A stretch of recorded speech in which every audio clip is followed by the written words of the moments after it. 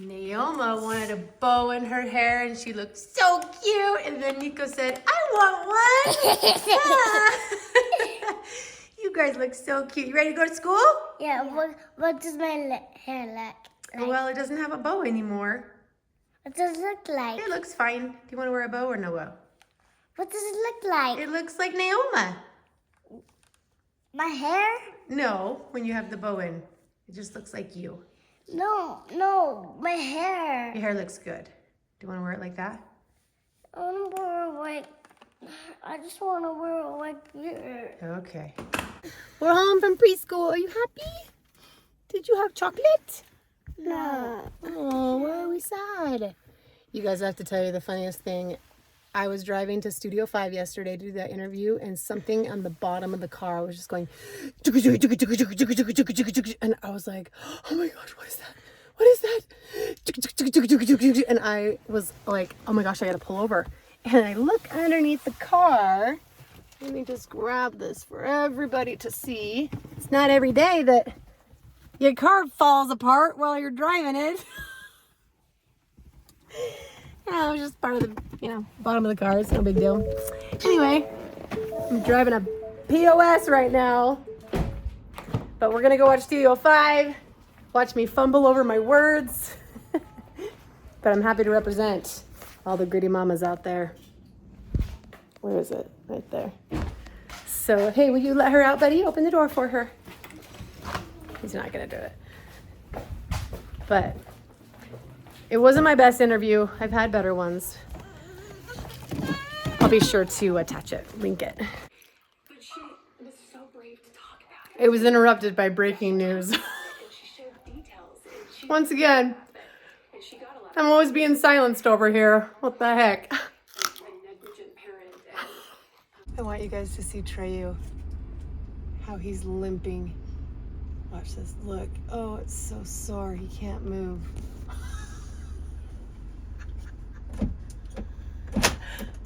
He was not he was not limping. Yes, I was. Hey, what's the problem? He was running on it. I wasn't running on it. Okay. He doesn't want to go to tumbling. Guys, so I'm going to tumbling right now, and I just want to talk about my field trip today. So we went to the Symphony. We went to one in 4th grade, but the professionals came to a high school, boring. But then today, in 5th grade, you get to go to the actual place.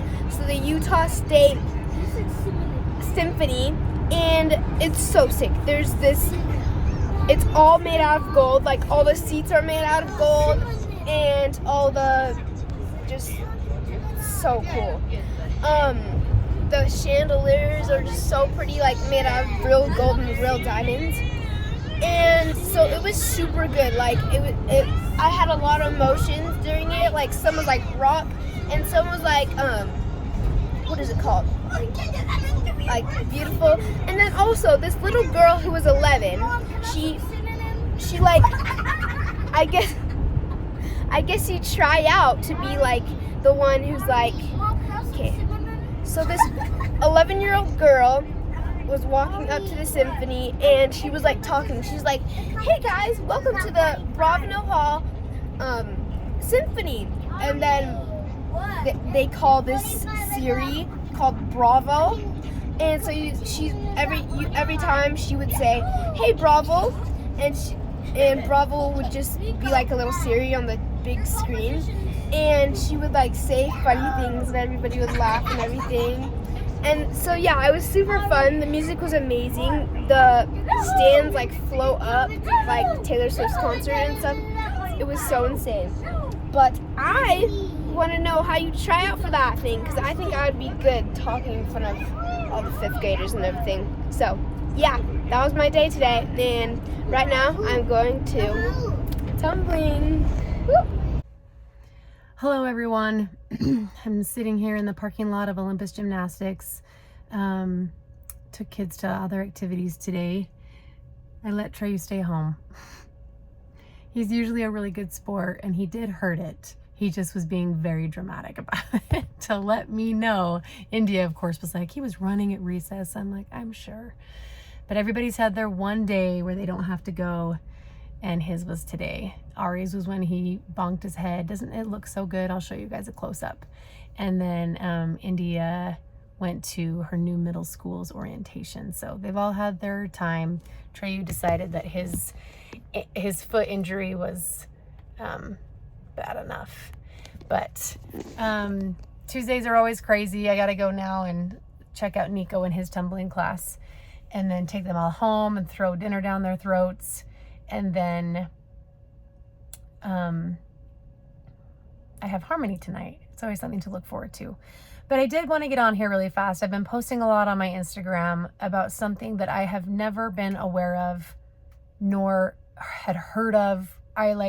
Complete ignorance, lack of comprehension of what happens in the world and here in Utah and everywhere. But I don't know if you guys are familiar with Cadens Law. And I don't get into law or politics. I don't understand any of it. I have no place to say anything because I don't know what I'm talking about. And until something relates to you specifically and it's relevant to you in your life, you just kind of stay out of the loop. I didn't know anything about clubfoot until Nico had clubfoot, and then I became an advocate, right, for Shriners Hospital, which sucks. I wish that we could just be involved in everything and have 100% energy for all of these foundations and nonprofits and good causes, but it's kind of not until it happens to you, So Caden was murdered by her father, and the mother was fighting for custody, and I think that the dad claimed parental alienation. He ended up getting full custody of Caden. She was a girl, and then killed her. So I think, I don't know what state this happened in, but they made Cadens, I think it was Washington. In Washington, they made Cadens Law, or they passed Cadens Law that helps to ensure that this doesn't happen, and that parents can't claim alienation and say that the kids have been turned against them, and kind of just tell these lies to manipulate the trial. And it just basically is all about the protection and safety of children before the rights of the parent, because sometimes in family law they care more about the rights of the parent than the protection and safety of the child. So Cadens Law was passed, and then in California a similar situation happened where I think it was called Peake's Law or Pique's Law, same thing. And here in Utah the same thing has happened. A doctor by the name of Parth Gandhi, who I went to church with, people, 20 years ago. He and me and Alex were all in the same ward. That's where I met Alex, and where I met his wife, Parth's wife, Leah. They got married, and he became, I think, a psychologist, clinical psychologist, I think, in the field specializing in psychedelics. I'm like, oh, great. He was accused of, what's it called? Is it drug raping? I just forgot the term. You guys will know the term. I can't remember it all of a sudden. Date rape, drug raping, date rape. So he was kind of like the Bill Cosby thing, where he would drug the females and then rape them, and they wouldn't even know it, right? Because they were knocked out cold. But he and his wife divorced because she claimed abuse, and he of course fought that, and he said it was parental alienation, and she fought for 14 years to keep her kids safe. And he of course said that she was overreacting and fought her on it all, and he killed his son, murdered his son the day before Mother's Day at 16 years old, and then he committed suicide himself. So this kid's name was Om, O-M, and I think it means peace. I don't know if it's peace like in Indian, because he was Indian, I believe. But it's just so ironic, you know what I mean? And so this mother now, who fought for 14 years, says that family law failed her, the courts and family law, And so she's out for blood, right? She's like, I'm not letting this happen to another family.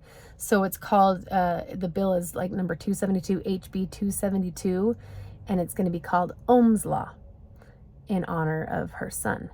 And so I've been posting that like crazy, and I just wanted to bring the attention to you guys too. Because it's a thing and it's real. And when parents are accused of parental alienation, they will take the children from the safe parent and they'll put put the kids in reunification camps where they are forced to establish a reunification with the abuser parent.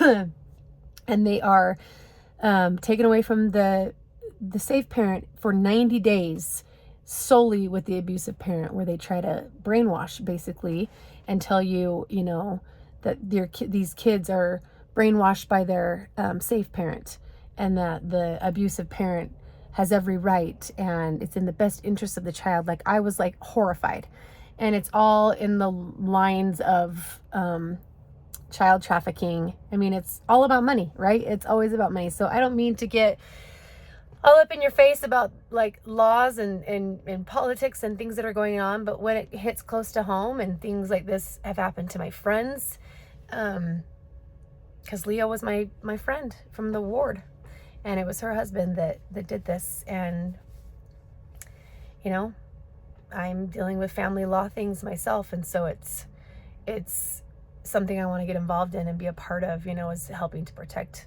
other kids. So anyway, support Ohm's Law, HB 272. I'll put that information in the description. So would love if you guys could inform yourselves on that, especially if you're from Utah, because it is ugly. And I'm so upset about it when I think about it. So anyway, I got to go for a walk and like let out the steam. Okay, you guys have got to see how cute this is. Come here, Naoma. What? What is on your shirt? What's it called? A monkey. Can you say sloth? Sloth. Sloth. What is it, Naoma? Sloth. Yeah, say sloth. Sloth.